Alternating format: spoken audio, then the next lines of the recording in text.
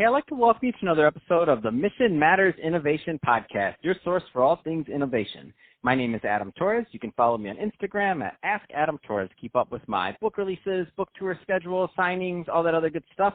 Always love to connect with you there. And as always, if you'd like to apply to become a co-author of one of my upcoming books, just head on over to the website, missionmatters.com, and click on Become an Author to apply. All right, so today I have Kristin Rulon on the line, and she's founder and CEO over at MindStar. Kristin, welcome to the show. Thank you for having me. I really appreciate it.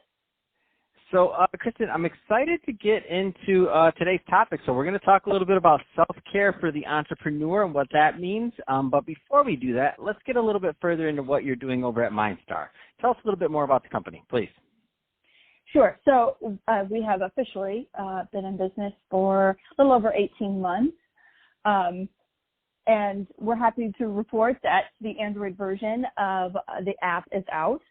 And so I'll talk a little more about that and what all that entails. But so quick backstory, about 4.5 years ago, and the reason why is because basically I had to go through some major trauma in order to become who I am today. And I know that sucks, but unfortunately that's how it happens sometimes with life. Sometimes if we choose to take our trauma and make something beautiful out of it, or, you know, the whole lemon's lemonade analogy people like to use.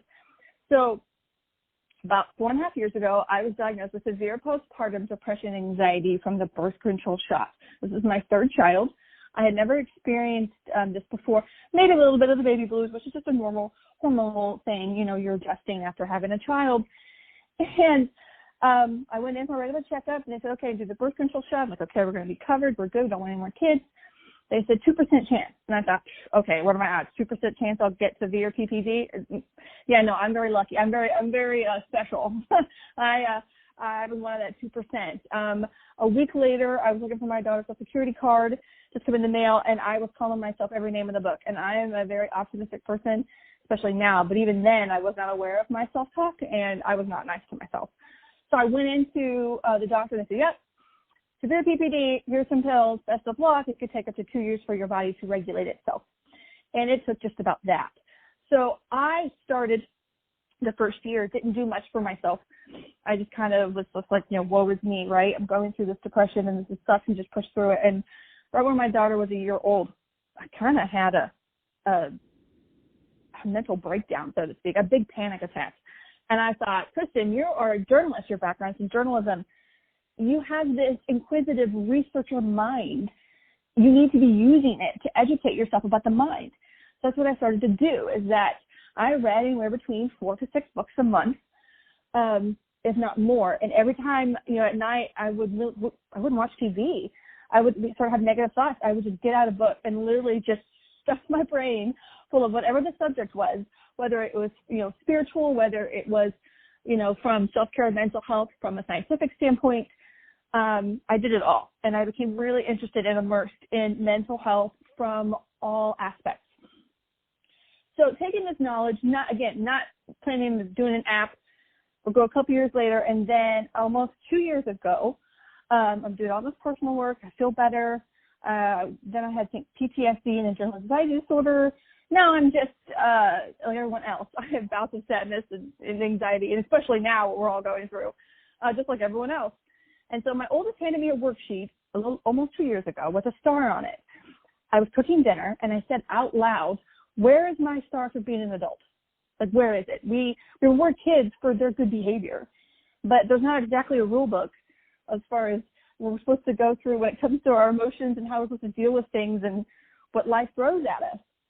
So I did a beauty subscription in the mail, and I saw that pink packaging, and it just like a lightning bolt clicked. Like, couldn't businesses do more to reward people for their self-care?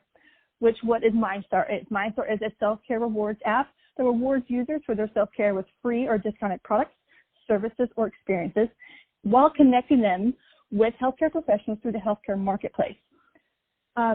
It's free for users, and that's what that healthcare marketplace is, that healthcare professionals pay a fee for basically a listing of their services. But what sets that listing apart is that they can list what forms of payment insurances they accept. So the user is able to use that platform to really get the nitty-gritty, the really important stuff that we need to make a decision, so they can find the perfect match so to speak, for that physician, whether that's therapy, chiropractic, dentist, or whatever, general practice, whatever it may be. So I had this idea, and then I tell people, if you want to work on your limiting beliefs, start a business because every single one about you is going to come up. And sure enough, I thought, I'm just a journalist. And my professors, I'm sure, are laughing at me now because they wanted me to go into TV journalism. They said, you've got it. I said, no, I was in print. And for the longest time, I was print. And now I'm all like, put me on TV. Let me talk to people on podcasts. Let me get my voice out there. So I'm sure they're really enjoying this right now. So anyways, go ahead.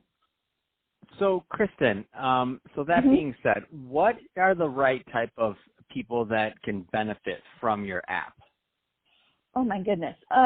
So my app is inclusive. So what I mean by that is that we take gender completely out of the equation. We have 16 curated suggestions for mental health professionals.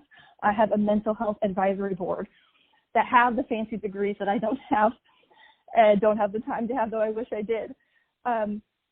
So our target right now is going to be people between their 20s and 40s. Just because they're more likely to download an app, that doesn't mean someone over 50 won't download an app and do an app that tracks your self-care and tracks it over time. But as we've launched, we are kind of really focusing on those that are in their 20s and 30s, but we've seen an also interest, which makes sense, of Gen Zs, which makes sense as far as there is more talk of mental health. I'm not bragging by any means. I'm just astounded. My TikTok is blowing up. I joined TikTok to share self-care tips and talk about the app and my self-care newsletter that I put out every week. And I gained over 1,000 followers in like a day and a half. I can't get that anywhere else. I'm just hitting 5,000 now, a little over a month in. Like I can't. It's phenomenal. But the point is, people need this. There is interest of a way to reward people for their self-care, and hopefully they can build some empathy and some compassion, because my company, though we have this app, and that's the main thing we focus on, I do go out and do public speaking about what I call the 5 pillars of self-care and the misconceptions of self-care that we all kind of have or we've heard about, which is that it's for women, that it's selfish, that we have to earn it somehow, that it's expensive and it takes too much time. So it's just, supposed to be for the rich people who can take a spa day. And really, it's those small, consistent acts that we do for ourselves each day to remind ourselves that we matter. So, Kristin, really, anybody. So, Kristin, can you give us, because you do a lot of writing, so on your newsletter and other places, can you give us a self-care or tip or two for the entrepreneurs and the business owners that are listening to this right now? Absolutely. So I would say the first one is to remember that you are not defined by your productivity. As an entrepreneur myself, especially in the current situation that we're in right now, there is this kind of shame that kind of comes over if I don't get everything done on my to-do list. So what I like to do is called a priority list, is I will list everything, kind of also this other critique of brain dumping, but I list everything that I have to get done, and then I literally just put 1s and 2s and 3s. So everything that's a 1 is a top priority I need to get done that day. And so kind of get it on paper or on the computer and just say, okay, take a step back and look at it and, okay, what do I have to get done today? What's something that I have to get done, whether that's accounting or whatever, and then what's one thing that's going to take my business forward. Sometimes we get stuck in kind of the little small things, and we don't think about really every day we need to find one thing, and it can be small because those small things add up, but there's one thing that actually helps move our business forward. Handling the back end stuff is very important, but we also got to think how we're going to move us forward just a little bit. So I would say a good self-care tip is to go easy on yourself, lower your expectations a little bit, especially what we're going through right now, and really try to figure out what's important. Another thing I would say is the importance of taking breaks, because we've got so much as business owners, as entrepreneurs that we want to do. This is a priority list. We need to really kind of decide what works best for us as far as our schedule goes. So for instance, if I want to be creative, I know, and I want to write, I know that I can't do 12 podcasts back-to-back-to-back interviews in a day and then expect that I'm going to be able to write that night. Like, that's just not possible because I've given all my energy to those podcasts. So a great tip, I would say, when you do have to do some transitions is through the regular day stuff. So let's say you hate doing your emails. Do the emails, and then before you may move on to this project or these phone calls, to take what I call as a mindful minute. Basically, all that is just sitting there in quiet space, just doing some deep breathing, whatever that feels like good for you, 4 seconds in, 4 seconds out, whatever that may be. And also kind of throwing in some affirmations, just acknowledging like, okay, I got that done. I got those 10 emails that I was dreading to send. I sent them.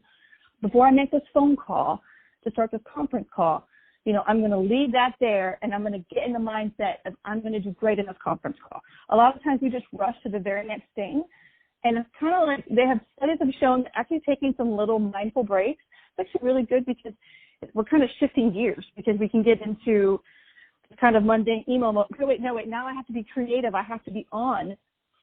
But we don't really give ourselves much time to transition or bring a little bit of a break. So those are some self-care tips. And I hope. That's great, Kristin. And no, that's awesome. And so, Kristin, if somebody's listening to this and they want more information on MindStar or your app to connect with you, I mean, what's the best way for them to reach out and get that info? Okay, so they can go to MindStarApp.com. That is our website. It kind of breaks it down. They can sign up for our self-care newsletter. I do a weekly self-care newsletter with tips and insights.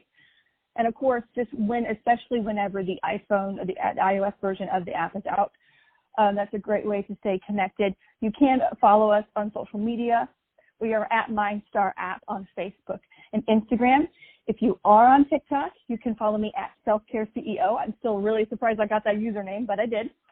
And so you can find me there, and I do the same similar stuff. I connect with my newsletter, but it's also unique. So you're not getting the same stuff. What's in the newsletter is a little more in depth than what's on TikTok or any other social media platform. So I try to break it up so it's not the same thing on all the platforms. So those are great ways. So MindStar app, Facebook and Instagram, Selfcare CEO for TikTok, and MindStarApp.com is our website. Fantastic. Well, hey, Kristin, been great having you on the show today. Love the tips you provided to our entrepreneurs out there on self-care, and also congrats on all the great work that you're doing over at MindStar. And to the audience, as always, thank you for tuning in. Hope you got a lot of value out of this. If you did, don't forget to subscribe to the podcast, leave me a review in the Apple iTunes Store. If you're watching this on our YouTube channel, Mission Matters Innovation, definitely give us a subscribe there, but also leave us some comments in the video. I mean, love to hear what kind of things you got going on in your life. And Kristin, thanks again for coming on the show.